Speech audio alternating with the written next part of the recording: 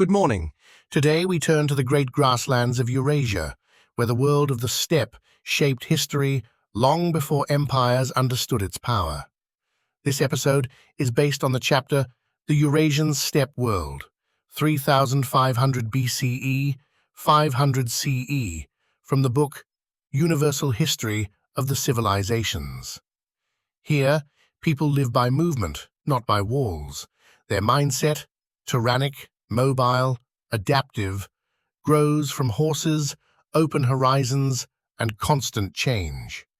Well, climate shifts, shrinking pastures, and migrating herds act as powerful catalysts, pushing whole societies into motion.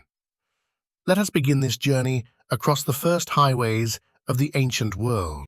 The birth of the horse peoples, 3500 to 2500 BCE. The first sound is the rhythm of hooves striking dry earth. Dawn spreads across the open steppe, turning the grasslands silver. A young girl rests her hand on the back of a wild horse, feeling its warmth, its tension, and its readiness to move. She is part of the first generation not merely living near horses, but living with them. For her people, the world is no longer a fixed place. It is a horizon that keeps opening. This is the start of the tyrannic mentality, the belief that identity comes from movement, not settlement. A home is not a village. It is the ability to reach the next pasture before anyone else. Environmental catalysts push this transformation forward. Pastures dry, vegetation shifts, herds migrate earlier each year. Long east-west corridors appear as the climate forces both humans and animals into motion. You see, the landscape itself teaches them that survival belongs to those who adapt quickly. The girl learns this lesson through her body. Riding for the first time, she feels speed change her understanding of distance. The land seems smaller, more connected. Mobility becomes a kind of knowledge, a fusion of human and animal that will later reshape half of Eurasia. In this moment, the horse is not yet a tool or a weapon. It is a companion that reveals a new logic, that power comes from motion, and that the steppe rewards those who follow the winds rather than resist them. From this bond, the great cultures of the steppe begin. The first great steppe wave into Europe, 2500 to 2000 BCE. He notices the dust first. A thin cloud rising at the edge of his fields, too far to read clearly. Then comes the sound, a low, growing rumble that feels like a storm inside the earth. The farmer straightens, shading his eyes. This is not wind. This is hooves. He belongs to a settled world, fixed plots, stored grain, seasons measured by planting and harvest. The people approaching belong to another logic entirely. Their identity is built on motion, not walls. The meeting of these two mentalities, sedentary and tyrannic, is the real beginning of Europe's transformation. Several objective catalysts push the steppe peoples westward. Drying pastures leave herders searching for fresh grasslands. Rainfall shifts create long, dry cycles that force whole communities to move. Livestock systems and horse breeding traditions spread along natural migration corridors linking the Danube and the Carpathians. Well, once these routes open, movement becomes unstoppable. To the farmer, the riders look like part of the landscape, a rolling wave of people, animals, and speed. Their arrival challenges everything he understands about stability. They travel faster than news, faster than fear, and certainly faster than any settlement can react. The collision is not merely military, it is mental. One world trusts the soil under its feet, the other trusts the horizon. One stays, the other moves. And Europe, unprepared for this rhythm, begins to shift. As the thunder of hooves grows louder, the farmer realizes that history does not always approach slowly. Sometimes it arrives at full speed, carried by people who believe the world belongs to those who refuse to stand still. The Chariot Revolution, 2000 to 1500 BCE. His hands shake as they grip the leather reins, not from fear, but from the force of the sudden acceleration. Dust rises behind the wheels, sunlight flashes off bronze fittings, and the horses pull the wooden frame forward with a speed no warrior of earlier ages could imagine. For this veteran steppe charioteer, the battlefield has become a moving landscape. Here, tyrannic mentality reaches a new stage. Warfare as mobility. Victory depends not on heavy shields or strong walls, but on mastering the bond between human, horse, and machine. A chariot is more than a vehicle. It is a weapon born from motion. Several objective catalysts drive this revolution. Steppe zones continue to dry, pushing herders into a more intense form of horse pastoralism. Grazing belts degrade, forcing people to manage animals across greater distances. As horse culture expands, so do the military corridors stretching from the Pontic steppe toward Anatolia, Iran, and India. You know, once these routes open, ideas and technologies spread faster than migrations themselves. The charioteer learned his craft through years of risk. He knows how to lean with the turn, how to read the terrain by the sound of the wheels, how to let the horses choose the safest line of movement.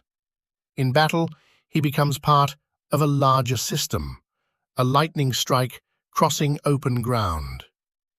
Through this fusion of skill and speed, the steppe exports a technology that reshapes 3 continents. Empires rise and fall, trying to match the precision and mobility of the chariot. And behind it all stands the same belief that shaped the early riders. The world belongs to whoever moves through it fastest. The Age of Scythia, 1200 to 600 BCE. Night settles over the grasslands, but the forge still burns. Sparks jump into the darkness as a Scythian blacksmith lifts his hammer and strikes hot metal with steady rhythm. In his hands, iron becomes more than a tool. It becomes memory, a record of battles, journeys, and ancestors carried through craft. Honor is earned through skill. Mobility is sustained through perfect equipment. Violence, when required, is shaped as carefully as the blade he cools in water. A Scythian warrior rides far, but a Scythian blacksmith ensures he can return. The wider world around him is changing. Climatic instability in the late Bronze Age tightens the steppe into harsher, colder patterns. Pastures shrink and shift, creating ecological compression that pushes tribes closer together. Seasonal animal movements become less predictable, pressuring people to organize their migrations with greater precision. Through the Pontic Caucasus corridors, groups begin to merge into something larger than tribes. These pressures act as powerful objective catalysts, and Scythia responds not with walls or cities, but with structure, alliances, shared rituals, and a common style of warfare. Well, the blacksmith feels this change each time a rider brings new metal to rework, carrying news from distant clans now connected by need. The hammer falls again. The blade takes shape. Across the steppe, the Scythians emerge as a force capable of organizing vast distances, turning scattered pastoral groups into a geopolitical system. Their unity is not built on buildings, but on mobility, craft, and the belief that the steppe itself is their true homeland. Steppe versus Empire, 600 to 300 BCE. He rides cautiously into the grasslands, expecting signs of villages, watchtowers, or borders. Instead, he finds only silence, wind, and a horizon without limits. As a Persian scout, he is trained to measure distance, supply lines, and the time it takes for orders to travel. But here, none of those rules make sense. The steppe does not recognize the logic of empires. The people who live in this world follow a different mindset, tyrannic, mobile, and decentralized. Authority travels with the herd. Strength comes from speed. Space itself becomes a weapon. To the scout, this feels like entering a place where his empire's advantages simply dissolve. Several objective catalysts explain why mobility becomes so extreme in these centuries. Climate stabilizes, allowing long-distance movement to become more reliable. Pastures recover along the Altai-Pontic axis, giving riders a continuous chain of feeding grounds. Horse migration routes grow predictable, turning the steppe into a natural highway. You see, these pathways make imperial logistics almost meaningless. An army tied to wagons and roads cannot match riders who live on the move. The scout dismounts and touches the dry grass. He senses the danger. This landscape protects those who understand it and exposes those who do not. Out here, walls are useless, supply lines too slow, and the very idea of territory becomes blurred. For sedentary empires, the steppe is frightening, not because it is empty, but because it is free, a space where power comes from motion, not from control. And in this encounter, he understands why great empires fear the horse peoples. The steppe erases every advantage they believe they possess. From Sarmatians to Xiongnu, 300 BCE, 200 CE. Frost breaks beneath the hooves as a Sarmatian woman warrior rides across the plain. Her bow stays low, not because the land is safe, but because the real enemy is stillness. On the steppe, stopping means losing the herds, the pasture, and the future. Motion is survival. This truth shapes her people just as much as lineage or honor. She embodies the tyrannic mentality in a new form, flexible, adaptive, never tied to fixed roles. Women ride and fight alongside men. Leadership shifts between families. Power follows those who can move the fastest and read the land most clearly. Behind her, the world is changing. Objective catalysts tear at the old balance. Rainfall shifts west to east, drying the western steppe and forcing entire groups toward the Volga. Grazing belts collapse, pushing livestock along new migration routes. Corridors link the Altai, the Gobi, and the Pontic world into one long chain of movement. Once these routes form, tribes no longer migrate alone. They merge, compete, and reorganize. The woman warrior has seen this herself. Small clans gather into larger alliances. Raiding paths become political networks. What begins as survival pressure grows into something bigger. A steppe system capable of uniting vast distances under shared goals. From these pressures emerges the model that will soon reshape Eurasia, the large-scale confederation. The Sarmatians evolve, and further east, a new force rises, the Xiongnu, the first to turn mobility into a continental political order.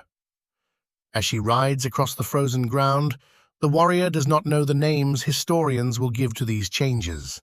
She knows only that the steppe is shifting again, and those who follow its movement will shape the next age. The Huns and the domino of the Old World, 200 to 500 CE. The Hun scout kneels beside the stream and touches the soil. It crumbles too easily. The grass is thin, the tracks strange. The animals have changed direction again, pulling west in search of better pasture. He rises at once. If the herds move, the people must follow. On the steppe, hesitation is the first step toward collapse. This is tyrannic crisis mobility, a mindset shaped by the need to respond quickly when the land breaks its old patterns. The scout knows that survival comes from reading these signals before anyone else and acting without delay. The cause lies far beyond this stream. A long-phase climate crisis between 200 and 350 CE dries Central Asia and strips the grazing belts down to dust. Pastures degrade severely, pushing livestock into unfamiliar regions. Herds flee westward, and with them, entire communities, right? Once this movement begins, it cannot stay small. Corridors open like falling dominoes. Huns push Goths, Goths push Vandals, Vandals press into Roman territory, and the Franks rise in the vacuum left behind. For empires, this chain reaction looks like chaos. For the steppe, it is the predictable response of a world built on motion. Each group shifts under pressure, creating new alliances, new enemies, and new routes. By the time Rome falls, the process has already moved far beyond anyone's control. The scout rides off to deliver the message. He understands what the settled world does not. When the land changes, everything changes. And as the Huns surge forward, they carry with them the force that will reshape Eurasia. A rolling transformation ending. The story of the Eurasian steppe is a story of movement shaped by land, climate, and the belief that mobility is power.